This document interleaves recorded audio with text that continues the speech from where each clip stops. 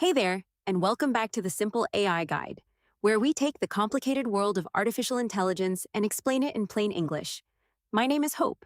Today we are discussing something that you may be curious about: how to use AI for back to school season without needing a single ounce of tech expertise.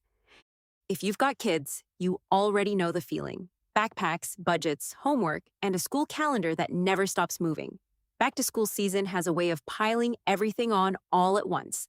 The good news is that AI can take a real bite out of that pile. It can compare prices while you shop. It can explain fractions the way your child's teacher would explain them.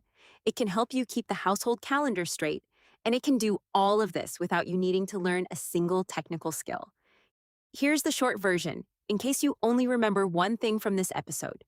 Open ChatGPT, Google Gemini, or the AI assistant that's already built into your phone or browser, and just ask it plain English questions. Things like, find me the best price on a backpack, or explain third grade fractions the way my daughter's teacher would, or make me a 2-week countdown checklist for the first day of school. AI does the digging. You make the decisions. That's really the whole relationship in a nutshell, and we're going to come back to that idea more than once today. Over the next 20 minutes or so, we're going to walk through 6 places where AI genuinely helps parents during back-to-school season. We'll talk about shopping and budgeting, homework support, the tools your child's teacher might already be using, safety and privacy basics, keeping the whole family's schedule straight, and staying in touch with your child's school without spending your evenings buried in email. Let's get into it. Let's start with shopping and budgeting, because for a lot of families, this is already happening whether they realize it or not. A recent consumer poll found that 73% of parents plan to use AI somewhere in their back-to-school shopping journey, researching, comparing, budgeting, or hunting for deals. And the stakes are real. Families expect to spend an extra $635 a month when school starts, including roughly $260 on things like fees for tutoring or field trips, and $235 on meals and snacks. That adds up fast.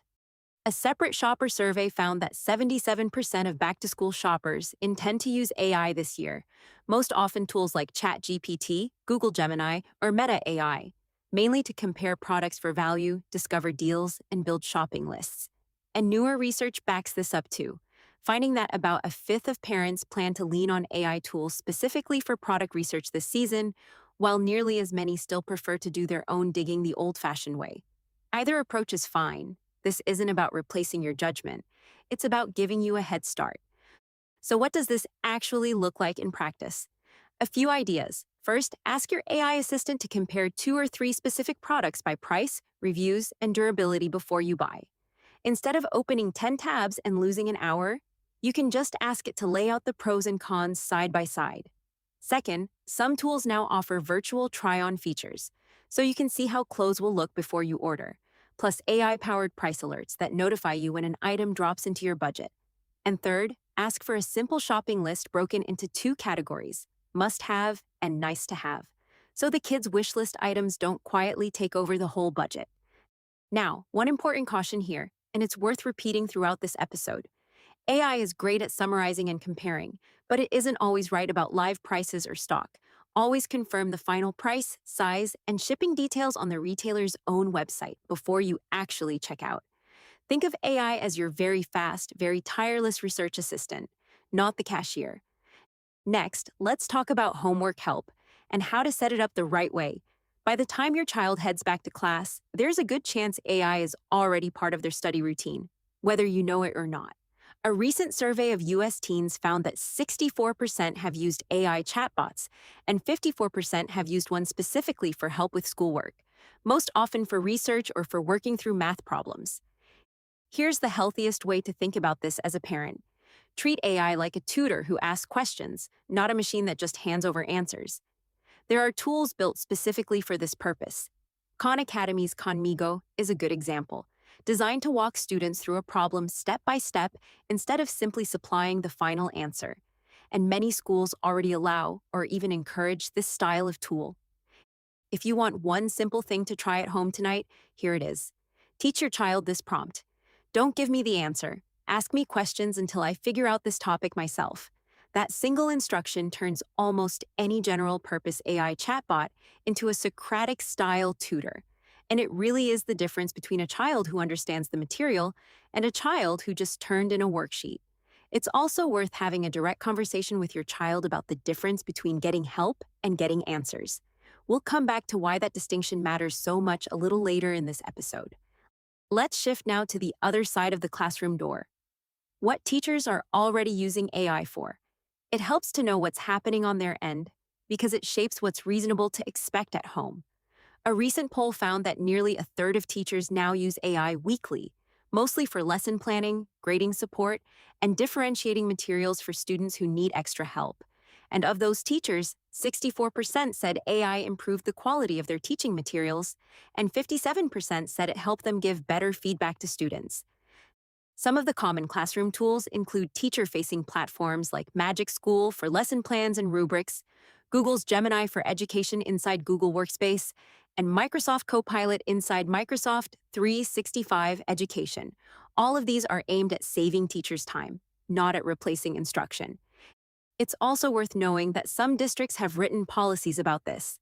The College Board, for example, allows AP students to use AI for support and feedback, but not to generate, write, or submit work on a student's behalf. If you're not sure what your child's school allows, a short email to the teacher asking about their classroom AI policy is one of the most useful 5 minutes you can spend this fall. It clears up confusion before it becomes a problem.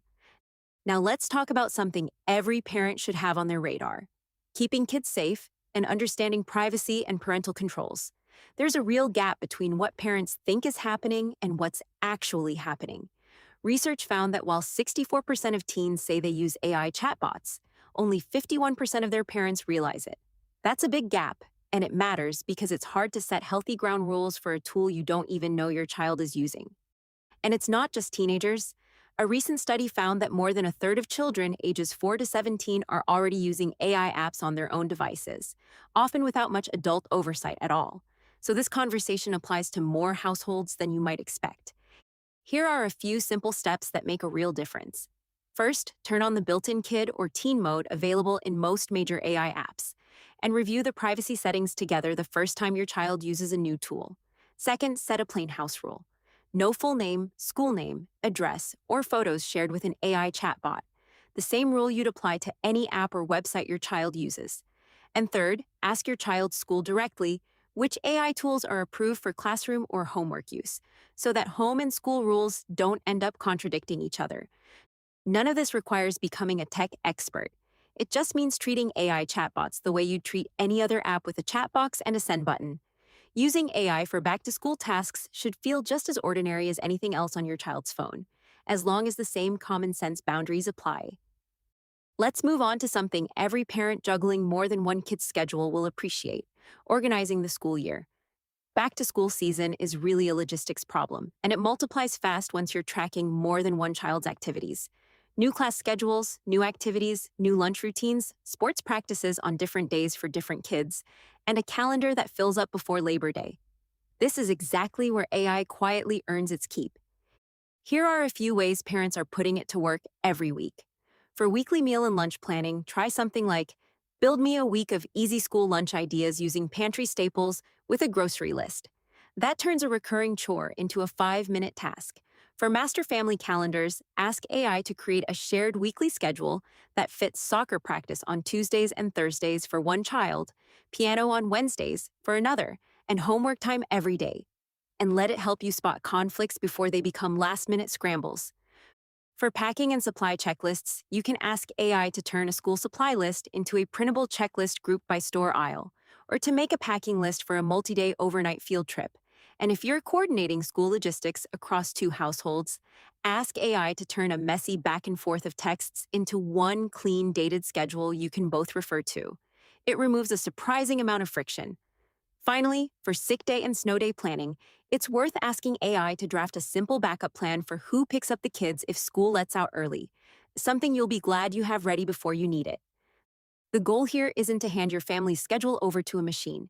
It's to skip the 15 minutes of staring at a blank page every single time you need a plan. Now let's talk about staying in touch with your child's school and teacher.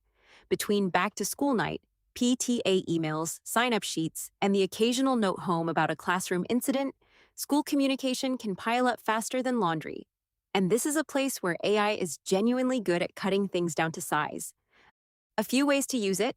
You can summarize long school emails and newsletters. Paste one in and ask, summarize this into 3 bullet points and tell me exactly what I need to do and by when. That turns a wall of text into a to-do list in seconds. You can also draft notes to the teacher, whether it's an absence note, a question about homework expectations, or a request to reschedule a conference. Ask AI for a short, polite first draft, and then personalize it before you send it. AI can also help you prepare for back-to-school night by helping you write down 2 or 3 specific questions for each teacher, so you walk in with a plan instead of trying to think on the spot. And after a parent-teacher conference, you can turn your own rough notes into a clear, dated summary of what was discussed and what happens next. Useful both for your own records and for keeping a co-parent in the loop. One important boundary here, and I want to be really clear about this one. For anything involving an IEP, a 504 plan, a disciplinary matter, or another sensitive situation, use AI only to help organize your own thoughts or draft a first pass. Never let it stand in for your own judgment, and never send anything to a school without reading it yourself first. That one is worth remembering. Before we wrap up, let's talk about a few mistakes that tend to backfire, because using AI well is just as much about what you avoid as what you do. The first mistake is letting AI do the thinking instead of the explaining. There's research out of Turkey showing that students using a tutoring-style AI interface boosted their short-term performance by as much as 127%, but then scored 17% worse than their peers once the AI was taken away. In other words, the skill needs to stick, not just the answer. The second mistake is assuming AI-written homework won't be noticed. A recent teen survey found that 59% of teens believe that using AI to cheat happens at least somewhat often at their own school, a sign that both students and teachers are watching for it more closely than many parents assume. The third mistake is trusting AI's shopping math without double-checking. Price comparisons and best deal summaries are a starting point, not the final word. Always confirm totals, taxes, and shipping before you buy. The fourth mistake is sending an AI-drafted note to school without reading it first. A quick personal read-through catches tone problems and factual slips before they ever reach a teacher's inbox. And the fifth mistake, maybe the most important one, is skipping the conversation about AI use at home altogether. A quick low-pressure talk about when AI helps and when it gets in the way of real learning goes a lot further than a strict ban ever will. Let's close with a few quick answers to questions we hear a lot. If you've never used AI before, the easiest way to start is to open a free chatbot like ChatGPT or Google Gemini and type a plain English question, the same way you'd text a knowledgeable friend. There's no special syntax to learn. Clear, specific questions get the best answers. Is it safe to let your child use AI chatbots for homework? It can be, with guardrails. Use kid or teen modes where they're available. Set a house rule against sharing personal details, and encourage tools or prompts that explain concepts rather than simply handing over finished answers. Will using AI for shopping save you money? It can help you find lower prices and avoid overspending on wish list items, but it works best as a research assistant, not a decision maker. Always verify the final price and availability directly with the retailer before you purchase anything. And if you're juggling schedules for more than one child, ask AI to combine each child's practices, clubs, and homework blocks into one shared weekly view and to flag anytime conflicts. It's especially good at spotting that one Tuesday afternoon where 2 kids need to be in 2 different places at once before it turns into a last-minute scramble. So, to sum it all up, AI can lighten the load this back-to-school season. It can help with shopping and budgeting, homework support, understanding what your child's teacher is already using, keeping your family safe online, organizing the household calendar, and staying in touch with the school. The through line in all of it is simple. Let AI do the digging, and you keep making the decisions. If you found this podcast useful, give us a like and follow us. Leave us your comments. If you want the full written guide, head over to AI4everyone.ai. The link will be in the show notes. And while you are there, subscribe to our free newsletter. Every week we cover one AI topic in plain English. No jargon, no hype, just practical stuff you can actually use. This episode was written by humans and AI. It was read by an AI voice. Thanks for listening to the Simple AI Guide. Join us for the next episode.